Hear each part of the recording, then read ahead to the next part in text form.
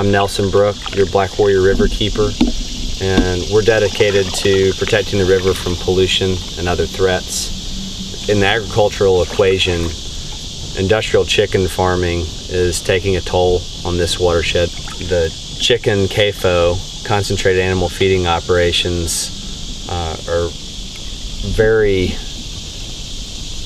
thick in Coleman County. Coleman County is the largest producer of chickens in the state of Alabama and the third largest chicken producing county in the nation.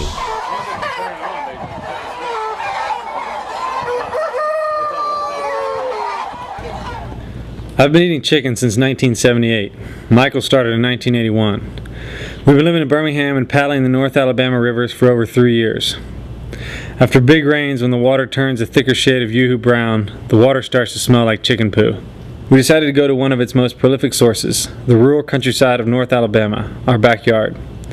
The chicken farm has been part of the agricultural heritage in North Alabama for a half-century since demand for eggs skyrocketed after World War II. Farmers built wooden chicken houses, especially in Alabama's Coleman and Sand counties. Most of these houses are empty now, weeds growing through cracks in the walls, and not a feather in sight. But the stench is still in the air, and North Alabama is producing more and more chickens.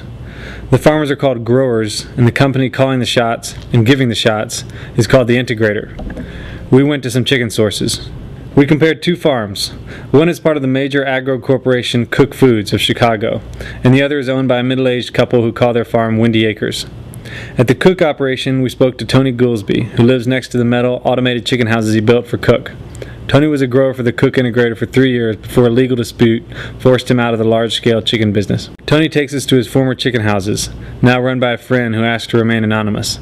Each chicken house holds 10,000 birds. These birds grow faster and lay eggs faster than natural birds because they're injected with growth hormones. They don't get as sick, despite the tight living quarters, because they receive antibiotics. The grower has steady, profitable work, but he's tied to the integrator. Large-scale chicken farms, and this one is just average, allow for the dirt-cheap prices that attract us in grocery stores and on fast food menus. These chicken farm houses are controlled by a few buttons. The integrator uses computer models to dictate the amount of food, the timing of the feedings, and the protein levels in order to maximize egg output. This is a breeder farm. It's where the hens and the roosters are mated to get the eggs that are fertile. The eggs will leave a farm such as this and they will go to a hatchery, and they go in that hatchery and go through the incubator process, and they're hatched out into little chicks, and those chicks then go to the broiler, what they call the broiler farm or the grow out farm. And then they leave that grow out farm, that broiler farm, they go to the meat processing plants and are processed and then distributed out to the grocery stores and the fast food chains and so on and so forth. Since his dispute with the integrator, Tony's household now depends on his wife's nursing salary. Tony stays home watching their granddaughter, selling some hay and working occasional bulldozer jobs. Tony is part of the small farmer heritage that's been disappearing. But the company controls everything. They're in 100% control of everything. They basically tell you when they want you in the house and what they want you to do when you're there. They don't call you an employee, but you're pretty much an indentured servant to the integrator. But the small farmer does still exist. The diversified farm on the outskirts of urban centers is the fastest growing agricultural sector. The difference is, now they are finding a new market, the organic, or what many consider even better, the local market, the handshake market. You guys don't like pork, right? Or you did like pork? I don't remember. Yeah, we do. Okay, so there'll be pork available too. Okay. Okay.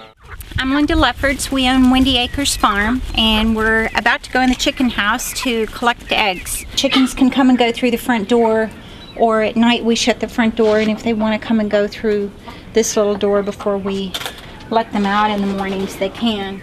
So they're totally free range. They can go wherever they want to. We've realized that there was a market for free range. That's pretty much the inspiration. There's nobody taught us. We're teaching ourselves as we go. The little ones that are outside, those are being raised by their mother. But they just go out in the pastures. They eat grass and bugs and worms and vegetables outside. Okay, and that's what we do, is we do free range chickens, and so they're out there eating bugs like they're supposed to.